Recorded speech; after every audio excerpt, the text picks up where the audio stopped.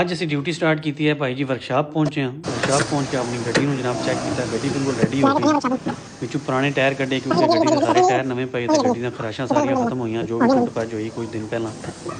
ਫਿਰ ਜਨਾਬ ਕੋਸ਼ਿਸ਼ ਇਹ ਕੀਤੀ ਕਿ ਫਟਾਫਟ ਕੱਢ ਸਾਂ ਤੇ ਉਸ ਤੋਂ ਬਾਅਦ ਸਟਾਫ ਨੂੰ ਲੈਣ ਜਾਣਾ ਮੈਂ ਤੇ ਡਰਾਈਵਰ ਨੂੰ ਮੈਂ ਕਿਹਾ ਜਲਦੀ ਜਲਦੀ ਕੱਢ ਗੱਡੀ ਬਾਹਰ। ਉਹ ਵਕਤ ਪੈ ਗਿਆ ਕਿ ਵਾਪਸ ਗੱਡੀਆਂ ਖਲੋਤੀਆਂ ਤੇ ਅੱਧਾ ਘੰਟਾ ਜਨਾਬ ਇੱਥੇ ਲੱਗ ਗਿਆ। जल्दी जल्दी उस साल जमील वाली गड्डी कढ़न लगे तो सीधी लैके गमले च मारन लगे। बड़ी मुश्किल नाल जनाब गड्डी उन्हें बचाई रोला पा के मैं कट भी लाया मैं उस बाद उस जमील साहब ने गड्डी बाहर कढ़ी। ऐसे देख रहे हो है रिमके रिमके रिमके रिमके बाहर कढ़न लगे भाई जी।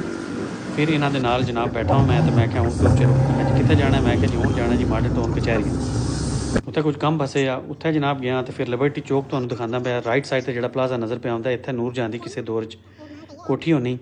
अगे जाके खब्बे पासे यूनाइटेड क्रिश्चियन हॉस्पिटल है जिते खुर्शीद महमूद कसूरी दा अब्बा फोत होया तो जनाब फिर कचहरी पहुँच के असीं अपना काम करवाया तो दुआ की कि अल्लाह किसी नूं कचहरी ना लैके आवे।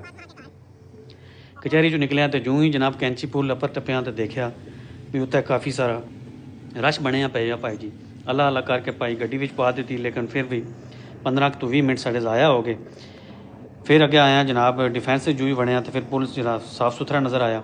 उत्थे पहुँच के मैं उस्ताद ने आख्या मैं मैनू इत्थे दूर ही ला छोड़ो तुसीं इत्थों ही निकलो आटे का पाक माण वास्ते। उस्ताद ने गड्डी साइड ते लाई तो मैं उस्ताद ने आख्या भी ओके जनाब अल्लाह हाफिज़।